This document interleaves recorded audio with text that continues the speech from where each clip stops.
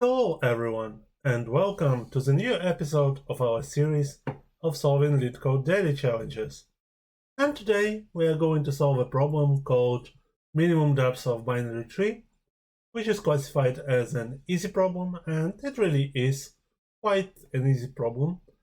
But nevertheless, it's quite educational, so we will approach it in more educational spirit. So without further ado, let's move to the problem statement. We are given a binary tree, just like this, and we define the minimum depth as the number of nodes along the shortest path from the root node down to the nearest leaf node. And a leaf node is a node with no children. So, for example, here we have 3 leaf nodes.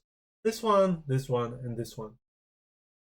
And yeah, we need to return the minimum depth. We have some examples. So, for example, for this tree, the minimum depth is 2, and it belongs to this path from node with value 3 to node with value 9. And let's look at the constraints. The number of nodes in the tree is between 0 and 100,000. And the values of the node are between -1000 and 1000, but actually we don't need values of the nodes in our solutions. So today I'm going to show you two possible solutions, two possible approaches for this problem, the recursive one and the iterative one, and they are basically inspired by depth first search and breadth first search respectively. So let's start from the recursive solution, which is inspired by DFS or depth first search. And yeah, it's pretty easy to understand, I would say, and also easy to implement in comparison to the iterative solution that I'm gonna show you later. Okay, so first of all, we should remember that during technical interview, we always should clarify some corner cases from our interviewer. And for example, in here, it's explicitly told that the number of nodes in the tree is in the range from 0 inclusively. So it's possible that our root itself will be a non-existent node, a null node. And actually, as you can see, this is like my mistake that led to this runtime error. So yeah, happens to the best of us and also to the worst of us. Okay, so first we check the corner case. We see if root is equal to null, we can simply return 0. Otherwise, we call our recursive method of find min depth from our root node. And this find min depth method is a recursive one. So as I always tell in my videos, recursion consists of 3 components. If we have these 3 components, we have recursion. If we don't have these 3 components, we don't have recursion. And the components are the state of recursion, the base of recursion, and the recursive transitions. So let's take a look at all 3 components of this recursive call. So the state of our recursion is simply the node of the tree. So the state is quite simple in this case. And yeah, basically our recursion tells us, suppose that we are located at the tree node, some tree node. What is the minimum depth starting from this tree node? And we will be able to solve this problem recursively. Okay, so we've qualified the state. Let's move to the base condition, the second component of our recursion. So the base component is also quite clear. If the vertex is a leaf vertex, then we can just return 1 and do not proceed any further. And the check for the leaf is quite simple. We just check if the vertex doesn't have any children, then it's a leaf node. So if both of its children are null vertices, then we can return 1, and we can return that this node is a leaf node. Okay, so the only thing that is left is recursive transitions. So now let's think.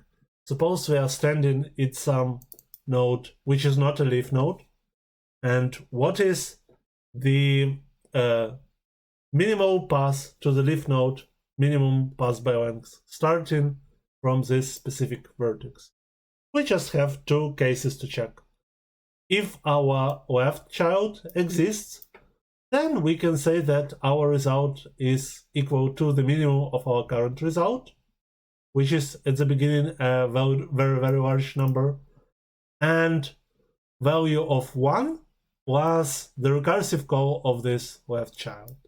And we add 1 here because we need to count our current vertex in the result.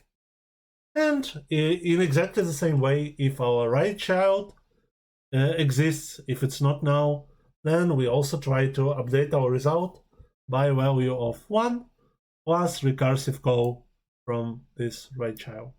And in the end, we are simply returning the result. And that's it.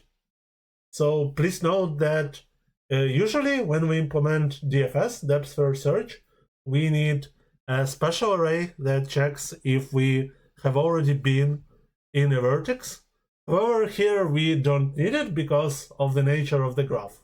There is only one way to come from the root node to any other node, so we will never visit any vertex twice. So this array that checks whether we have already been in some vertex is not needed. Okay, what's the complexity of this algorithm? We visit every node at most once, and yeah. And if there are n nodes in the tree, then the complexity is big O of n. Okay, now let's move to the iterative solution, which will be very similar to the breadth first search. Once again, at the beginning we check the corner case, and yeah, if our root node is null, we return 0. Otherwise, we call this find min depth method, and it will work just exactly like breadth first search. So first of all, I've introduced an extra class which I called vertex with depth that contains the link to the corresponding vertex and also the distance from this node to the root node. So for example, for this node, this value will be equal to 1. For these two nodes, this value will be equal to 2. And for these two nodes, this value will be equal to 3. Okay. So yeah, we have some constructors, we have some getters, nothing particularly interesting. We have a queue of items of this class, and in the end, we add to this queue the value that corresponds to our root. So we just create this new vertex with depth from our root and the depth of 1. And in the BFS, we perform our usual iteration. While our queue is not empty, we pull the first element from the queue, and then we check if this current vertex is a leaf, then because of the nature of the BFS, we can just return its depth. Because BFS works in a way that it finds the shortest path from the starting node to every other node in a graph with where all of the weights are equal to 1. So in this case, whenever we've encountered the first leaf, we can just return its depth. And then we do our transitions, very similar to the recursive solution.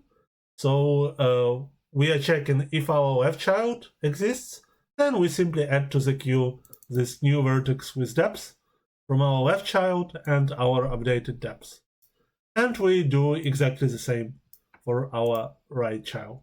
And in the end, I've added an exception that basically tells us if we are in this line of our code, then something went really, really wrong, because we should return something from our while statement. And actually, it's a very common pattern that's used not only in this kind of problems, but in actual problem as well.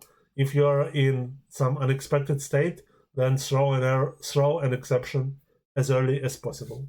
Another quite interesting pattern that can be used in real-world programming as well is this wrapper class. So basically, I wanted to add some field to our tree-node class, but I didn't have access to its source. So I simply wrapped it with this vertex with depth class. And here I can do whatever I want. I can override equals, I can override hash code, I can add some extra methods. I'm free to do whatever I want. So that's pretty cool. Okay. So what lessons can we get from these problems? So first of all, don't forget to clarify corner cases from your interviewer. Because yeah, here I made a mistake and forgot to check this root equals null case. Second lesson is to remember to just in case before a coding interview, just quickly go over all of the basics graph algorithms, such as DFS and BFS. Third lesson is, if you can, suggest to your interviewer several solutions. Like in this case, we could suggest it iterative and recursive solution. Fourth lesson is, remember that recursion is not free. So for example, I've seen that some people claim that recursive solution takes big O of 1 of extra space, and this is not true, because recursion uses a stack under the hood, and it also consumes some memory. And for example, if you will compare the running time and the memory used by my recursive and iterative solution, you will see that iterative solution works much faster, and it also consumes less memory. So recursion has its price. And yeah. And the fifth lesson is, if you have several solutions in mind, implement the easier one during the coding interview. So for example, for this specific problem, I would definitely implement a recursive solution because it's much shorter, it's easier to implement, it's harder to make a mistake. Okay guys, thank you very much for your attention. I hope you liked this video. If you did, please press like, subscribe, and comment this video. I will try to answer all of the comments. Thank you very much, have a good day, and see you soon. Bye.